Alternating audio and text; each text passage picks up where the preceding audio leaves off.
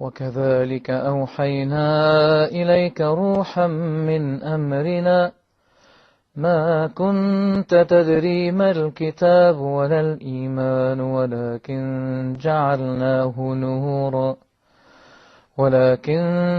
جعلناه نورا نهدي به من نشاء من عبادنا وإنك لتهدي إلى صراط مستقيم صراط الله الذي له ما في السماوات وما في الأرض ألا إلى الله تصير الأمور.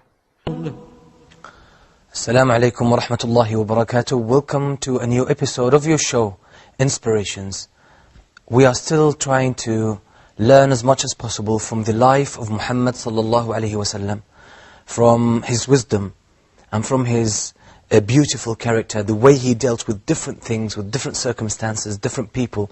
We're trying to benefit from that, and we're trying to utilize that so that we can improve our faith as Muslims, our iman, and we can improve our understanding of Islam and also our practice of it. And we're trying to rejuvenate our souls with more faith and with more iman, so we can actually move on to a higher level in our relationship with Allah subhanahu wa ta'ala.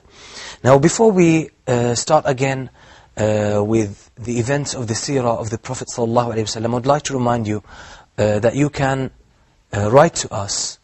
You can write to our email address. The email address will appear on the screen, inshallah. inspirations@huda.tv.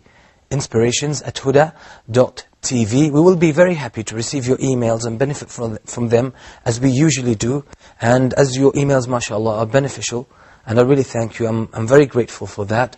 And I'll remind you that in 2 weeks' time, inshallah, we will have a live episode, which is the first Saturday of every calendar month. So please join us, call in, and have something to say about the seerah of the Prophet sallallahu alaihi wasallam. Now, last week we were talking about the time when the disbelievers, when the people of Quraysh came to the uncle of the Prophet sallallahu alaihi wasallam, to Abu Talib, and complained to him about Muhammad sallallahu alaihi wasallam, that he keeps insulting their gods and saying that they are false, and criticizing their way of life, criticizing the lifestyle. So they got fed up with that, and they decided to move to talk to Abu Talib, trying to convince him to let Muhammad, if he wants to practice his religion, he can practice it alone, but he shouldn't talk about our gods. He shouldn't criticize our way of life. But the Prophet ﷺ made it clear to them that he is only a messenger. He's conveying a message, and he doesn't have any choice when it comes to this. And actually, some of the narrations of this event, which is weak, but it is the most famous, unfortunately. The narration we mentioned last week was the authentic one, is that the Prophet ﷺ said to them, you see this sun? I can't leave what I am upon, just as you can't, light a torch by extending it with your own hands to the sun. So this is the authentic narration. There are other weak narrations or other weak versions of this event. One of them says that the Prophet ﷺ said to them, if you place the sun on my right hand and the moon on my left, I will not leave this affair. I will not leave this religion. I will not abandon calling the people to Islam. This narration, when it comes to the rules of the mustalah of hadith, the science of hadith, this narration does not stand the criticism. So we have to point this out. This narration might be the thing that really happened. We don't know. But as far as we are concerned, when it comes to the science of hadith, this narration does not stand criticism. Now the disbelievers became very disappointed, very frustrated, and they decided to use a different approach. This approach was to intensify the torture they would inflict on the Muslims and the followers of Muhammad sallallahu alaihi wasallam. So they started to really inflict as much as possible of their torture and of their abuse towards the Muslims, trying to at least to dissuade them from publicizing their faith and publicly practicing Islam. Definitely they couldn't do that with the stronger ones like Umar ibn Khattab and Hamza Ibn Abdul Muttalib, Hamza, the uncle of the Prophet ﷺ, because they were strong men. But the people of Quraysh actually could abuse the weaker Muslims. People like Bilal, people like Khabbab ibn al-Arat, and the rest of the Muslims, and even sometimes the Prophet Muhammad ﷺ, sometimes they physically attacked him, they physically abused him, and he was very patient. Because for him, this kind of suffering was inevitable. This stage, was very important to move to the next one. So he was patient. He knew that this was the decree of Allah subhanahu wa ta'ala. We have to be patient with it. And, the thing that his sight and his heart were attached to was just seeing his people embracing Islam. So Muhammad sallallahu alayhi wa sallam was working on that objective. He was heading towards that goal. And he could see beyond the present reality. He was thinking of something more, something that has a lot of, or his vision was full with hope that his people one day will embrace Islam. And we will see this, because this will be manifest, inshallah, in some events to come. So after the companions of the Prophet ﷺ could not bear the suffering and the torture that they had to go through, they complained to the Prophet ﷺ. And when he looked at them, and he saw how much suffering they had to go through, how much they had to put up with, he said to them, in Abyssinia, there is a king, a just ruler. No one will be dealt with unjustly in his land. So go to his land and live there. Practice your religion freely until Allah gives us a way out from this situation in which we are living in Mecca. So the Muslims started to travel to Abyssinia. Some of them traveled alone, by themselves. They started to travel and move to Abyssinia in small groups, 1 or 2 or maximum 3. Why?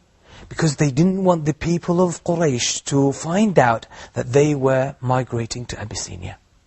Because had they known, or had the people of Quraysh realized that the Muslims were going to Abyssinia, they would have stopped them, because they knew that these Muslims would actually start inviting people to Islam, and people would start to join them, and Islam would become stronger. Then they might come to Mecca stronger than that. Maybe one day they will come to Mecca as conquerors. The people of Quraysh, they had a very good insight. So they actually anticipated that the Muslims could do that. The Muslims traveled, as I said, in small groups, and then they met in Abyssinia. They were more than 80 people, men and women. Among them was Uthman ibn Affan, who was married to the daughter of the Prophet ﷺ, Ruqayya. So Uthman and Ruqayya were among those who migrated to Al-Habasha, to Abyssinia.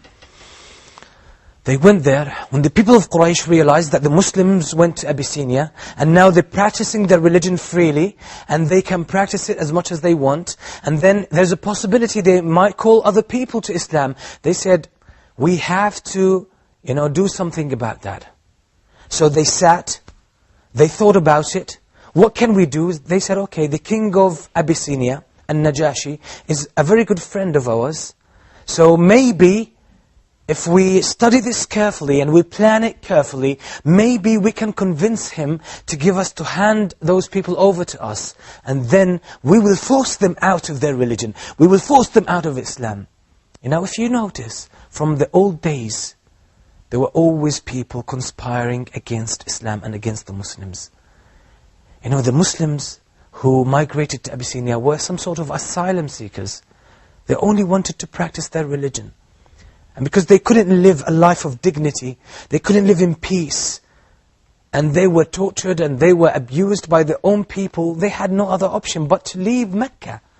Although it was the dearest place on earth to them. So they went to Abyssinia. They were trying only to worship Allah subhanahu wa ta'ala alone, freely. They wanted to live with dignity.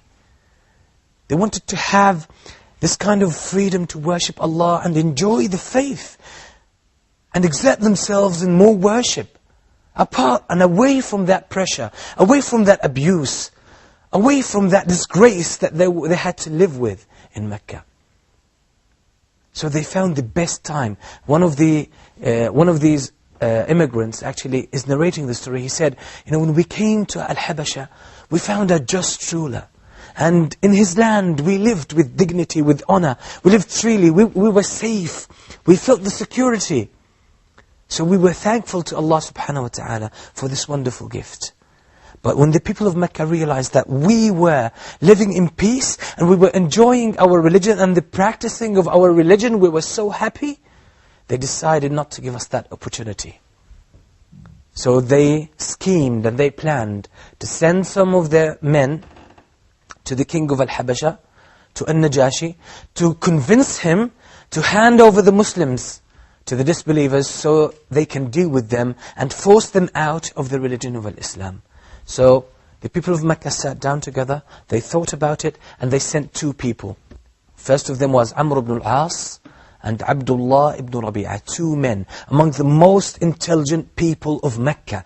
Amr ibn al-As and Abdullah ibn Rabi'ah. They were very intelligent because they were the public relations. They were the PR of the people of Mecca. They had so many relations with the kings of the Romans, the Persians, of Abyssinia, because they were very intelligent. They were the people of politics.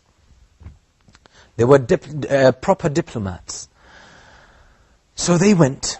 They sent with them so many gifts so they can bribe Al-Najashi and the people around him, his advisors, so that they could convince Al-Najashi to hand over the Muslims to Amr ibn al-As and Abdullah ibn Rabi'ah. They traveled. Now the thing that Al-Najashi liked, the gifts that Al-Najashi liked always to get from Mecca were the leather. Mecca was very well known for its trade, and they could bring leather from all around the world. So actually they brought a lot of leather to Al-Najashi as gifts.